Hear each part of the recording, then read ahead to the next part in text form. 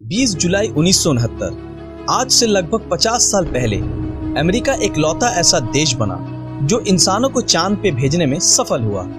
इसके पहले बहुत से देश और खुद अमेरिका भी इस काम में नाकामयाब रहे हैं, लेकिन 20 जुलाई 1969 को अमेरिका ने एक ऐसा कारनामा कर दिखाया जो इतिहास के पन्नों में दर्ज हो गया। इस मिशन के टेक्नीशियन लैरी हेग ने अपने इंटरव्यूज में कहा कि आज भी वो पल उनके आंखों के सामने वैसा ही है जैसा 50 साल पहले था।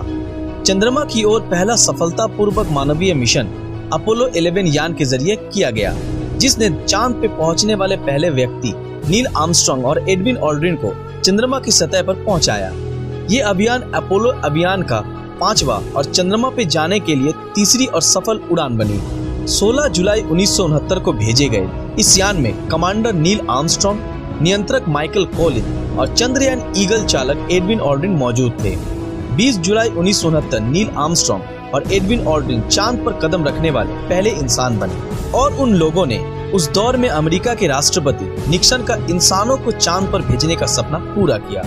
इस घटना को 20वीं सदी में हुए सबसे बड़ी घटनाओं में से एक माना जाता है। इस प्रक्षेपण को करीब 10 लाख लोगों ने राजमार्ग और प्रक्षेपण केंद्र के करीब समुद्री तटों से देखा और करीब 60 करोड़ से भी ज्यादा लोगों ने इस ऐतिहासिक घटना को टीवी पर देखा।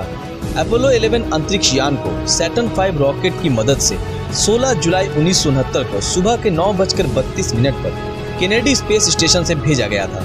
सिर्फ 12 मिनट के अंदर ही ये पृथ्वी की कक्षा में प्रवेश कर गया और पृथ्वी का एक चक्कर लगाने के बाद SIVP नाम के रॉकेट ने उसे चंद्रमा के कक्ष पर डाल दिया और इसके ठीक 30 मिनट बाद सैटर्न 5 अंतरिक्ष यान रॉकेट के आखिरी चरण से अलग होकर चंद्रयान ईगल को लेकर चंद्रमा की तरफ आगे बढ़ने लगा। 19 जुलाई अपोलो 11 चंद्रमा के पीछे वाले हिस्से पे पहुंचा और अपने रॉकेट की सहायता से चंद्रमा की कक्ष में पहुंच गया। चंद्रयान के उतरने के लिए सी ऑफ ट्रैंक्विलिटी को चुना गया क्योंकि ये जगह समतल थी। रेंजर 8, सर्वेयर 5 और लियोनर ऑर्बिटर यान के जरिए इस जगह का पता लगाया गया था। 20 जुलाई 1969 को चंद्रयान ईगल मुख्य यान कोलंबिया से अलग हो गया। कॉलिंस जॉब अकेले कोलंबिया यान में रहकर ईगल यान का निरीक्षण कर रहे थे ताकि उसे चंद्रमा की सतह पर उतरने में कोई दिक्कत न आए। इसके बाद नील और ऑल्ड्रिन ईगल के जेट डाउन इंजन को स्टार्ट कर चंद्रमा पर उतरने की तैयारी करने लगे। यान के लैंडिंग की प्रक्रिया शुरू होने के बाद एंगस्ट्रॉम ने यान के अपने पथ से दूर जाने का संकेत स्पेस सेंटर को भेजा। ईगल अपने निर्धारित समय से 4 सेकंड आगे चल रहा था। इसका मतलब ये था कि वे चुने गए जगह से मीलों दूर उतर सकते हैं। तभी ईगल कंट्रोलर और डायरेक्शन कंप्यूटर ने खतरे के सिग्नल भेजने शुरू कर दिए, जिससे आर्मस्ट्रांग और ऑल्ड्रिन जो कि खिड़की से बाहर का नजारा देखने में मशगूल थे, उनका ध्यान उनके कंप्यूटर पर गया और एंगस्ट्रॉम ने देखा कि उनका कंप्यूटर उनके यान को बड़ी बड़ी चट्टानों और गड्ढों की तरफ ले जा रहा है। और तभी एंगस्ट्रॉम ने बिल्कुल भी देर न करते हुए यान ऑटोमेटिक प्रणाली को बंद कर दिया और यान का कंट्रोल अपने हाथों में ले लिया और उनके इकलौते साथी ऑल्ड्रिन की मदद से 20 जुलाई की रात 8:17 पर ईगल यान को सही सलामत चांद की सतह पर उतारा और उस वक्त यान के डाउन इंजन में सिर्फ 14 सेकंड का ही ईंधन बचा था। इसका मतलब ये था कि अगर जरा सी भी देर हो जाती तो उनके साथ कोई भी बड़ा हादसा हो सकता था, लेकिन किस्मत ने भी उनका साथ दिया और वो सही सलामत चांद की सतह पर लैंड करने में कामयाब रहे। आर्मस्ट्रांग ने अपोलो 11 के लैंड किए गए जगह को ट्रैंक्विलिटी बेस का नाम दिया और ह्यूस्टन केंद्र को संदेश भेजा। संदेश ये था कि ह्यूस्टन, ये ट्रैंक्विलिटी बेस है और ईगल लैंड कर चुका है। चंद्रमा की सतह पर कदम रखने से पहले ऑल्ड्रिन ने एक संदेश भेजा। उन्होंने कहा, मैं इस चंद्रयान का चालक हूँ। इस संदेश को सुन रहे सभी लोगों से मैं गुजारिश करता हूँ कि आप लोग कुछ देर मौन रहकर पिछले कुछ घंटों में हुए घटना को याद करें और अपने अपने तरीके से ऊपर वाले का शुक्रिया करें और इस मिशन के पूरे होने की दुआ मांगो।